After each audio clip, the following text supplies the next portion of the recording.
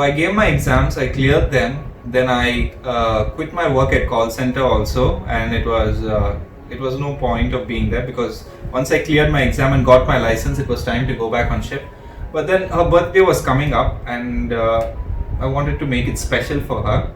So before that, I wanted to propose to her also because I was totally impressed with her money handling skills and all that. So once she started moving out and matching our wavelength, I really loved her. So I started to have this feeling for her, and if I ever marry, I thought like this girl, I shouldn't lose this girl in life because even my mother was very good at handling money, and guys usually tend to go for someone who's like their mother. So that those characteristics, if they find the same in her, I think they will fall for her. It's natural, I think, phenomenon. So I wanted to make it a real special way of proposing to her because she totally hated me. She reminds me for breakfast, lunch, and dinner that she hates me. And whenever I do something nice, she hates me. And she hates me with this big, broad smile. Okay, like she won't say normally, I hate you. She'll say, like, I hate you, Dad. Like real disgust in that. So one day I asked, after clearing my exams and all that, I was still in Chennai. So I told my parents that I had this friend and she was special, and I said I wanted to invite her home for lunch. And my parents were shocked. But Really? Yeah, they were shocked because I never had. No, you told all this to your parents. Yes, I I told didn't know. because we always ask a permission, right? Because that's not my house, that's not my property. And I was staying in my grand's place in Chennai, my aunt's place. Actually, they are in Dubai, so my grandma stays over there. It's near the Chennai Trade Center. So what I did was I asked my parents, and they put a word to my aunt as well, and it was okay. So she was just a friend. Friend. So I convinced them, and they said okay, but it should only be lunch, and don't make any dinner plans or anything like that way. Don't extend it to dinner and after dinner. Now you'll talk so much. Thank you. They were very smart. The big mouth. Okay, so anyway, so they agreed, and I informed my grandmother also, and I told her what shall I cook for her, and my grandma gave me some idea about a delicacy, an Anglo-Indian style recipe, a beef fry and pepper water. That's her trademark dish. Oh my god. And the smoked potatoes. And the smoked potatoes. Oh my god, that was the most favorite part actually. And- He took all the effort to make both the pepper water and the beef fry for me, and his granny made the smoked potatoes, but the smoked potatoes turned out to be my most favorite. Come on, she's an expert, okay? He's just an amateur learning from her. Okay. Okay, anyways, coming back to the point, I managed to invite her, and she was like, "Are you sure? You want to take me home? Are you sure about that?" I said, "Yes." I asked my mother. She said, "Okay." I asked my dad. He's cool with that, and my grandma also agreed. And yeah, you can come over for lunch.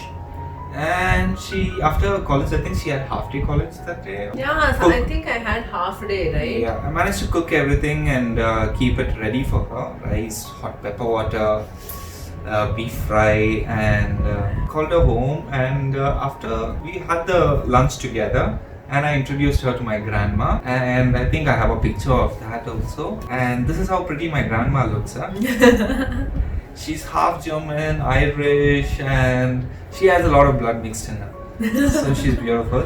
And Oh my god, she's got beautiful blue eyes, right? bluish green, turquoise green. Yeah, bluish green eyes. Yeah. Very pretty lady. She's always special, huh? She's one of a kind. So, anyways, after the lunch, I had a surprise for her, and I told her I'll go get her ice cream, and we got ice cream, and I told my grand, we'll be sitting inside and just having the ice cream inside my room, like the room which I was resting. So we went inside there and we were having the ice cream. Then I asked her, okay, close your eyes. Then she closed her eyes, and I actually hid a few candles under the cot, and then I made sure she was turning the other side, and I pushed the cot. Once I pushed the cot, those candles are now open. Like if this is the cot and I move the cot, then you can see the candles. Until then, the Yeah. candles were actually arranged and hidden underneath. Then I lit up all the candles, and then I had a bouquet also of flowers. And so once I removed the blindfold, and she saw that, she was like totally shocked, and she was impressed. She couldn't believe it. She was jumping, but she turned around and she said she hated me. I was like looking at that. I hate you, Danton. I hate you, I hate you, I hate you, I hate you. She didn't know what to say. She was like not ready for it. She was shocked actually.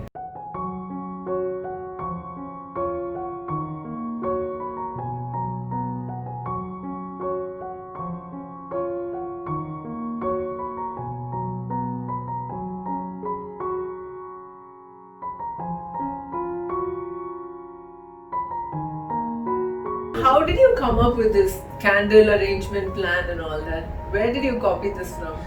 See, everything is not a copy, babe. So? It just struck me. It just Superb. happened. So this was one of a kind. Maybe I help out other guys also.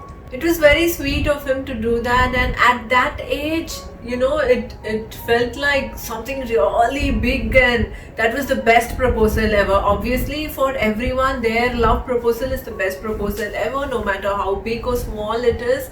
And of course, I felt the same way, and I was so impressed. I was already impressed with his character and how he handles himself with me and all that, and I really didn't expect such a huge surprise from him. I was totally dumbstruck.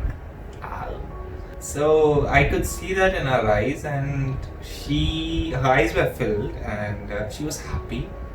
Then, but she didn't know what to say. Yeah, I didn't actually say anything. I mean, like I expressed my happiness. I expressed that I was impressed, and I expressed everything, but I didn't say anything like I love you too or anything like that. I didn't say. Yeah, so I told I her. don't know, for a very long time something was holding me back. Something was not letting me say that to him. I don't know why. That's good. Yeah. And he was also kind of impressed with how cautious I am, and She really knows how to handle guys. If anyone crosses the line, she'll immediately raise her voice and puts the person back in his place.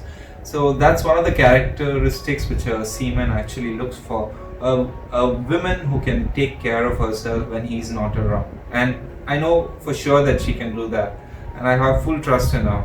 So she won't take risks, as well as she will, she can put anyone back in their place.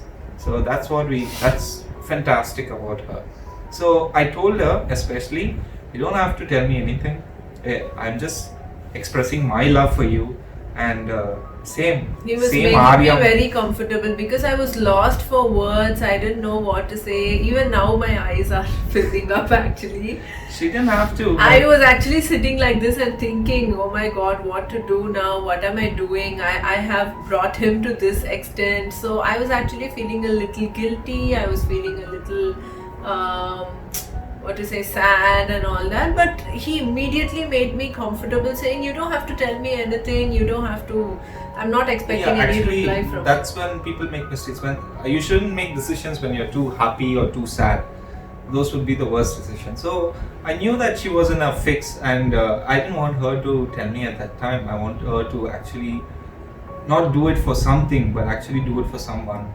So I want to be the reason for her to be in the life, and I don't want something that I did to be the reason. Like, of course, everyone has a good qualities and all that, but yeah, people can do many things to impress you, like deliberately impress you, but yeah, it should not be the case, right? You can smile for that, you can thank them for that, but you cannot share your life with them for that. So he wanted to actually make me fall in love with him and not with the things he did for me. yeah, and it took her time, but eventually I think she realized that I would keep her happy, and I wanted her to be a free bird as much as possible. I just wanted her to spread her wings and fly. Yeah, so that was also something that I enjoyed in his company. The freedom that I got from him was too much. He would always encourage me to explore various things. he wanted me to enjoy my college days to the fullest. So that was also one of the reason. He told me that you don't have to rush into any commitments. You can like finish your college, you can enjoy your college, and then you can make decisions about your life. There's no need for you to, you know, get into a commitment now and, you know, stick to me all the time. So he was very particular about all that. I really enjoyed the freedom in this company. I never felt that, oh my god, I have a boyfriend, I have to ask his permission for everything, I have to go out with him, and I cannot go out with my friends this weekend. I never felt anything like that. There were no restrictions there because No restrictions. actually I formally proposed to her. The Christian way or the Anglican way of doing it is to, you know, when you propose, you offer it with a ring. You'll see this in movies, you see this in a lot of songs and all that. It's the British way of doing it, or whatever you say. So I actually did that only when she started working. Pretty much in 2014, if I'm right. Yeah, just 1 year or something before our marriage, he formally proposed to me for marriage. Yeah. So that was for marriage actually. And thank So God this- she said yes. Otherwise, all the effort would have gone to the lakhs of money he spent on the ring would have gone waste. Anyways, but this proposal was only to express his love and not to, you know, gain anything or not to get anything from me. Not even to get the love from me, but only to express his love. So after that day, everything changed for me because this was almost like a formal proposal and he has expressed his love for me. It was no more friendship. So I realized that, and we continue to go out as always. We continue to be happy in each other's company, but after that I realized that I started treating him like a boyfriend. I was getting more close to him.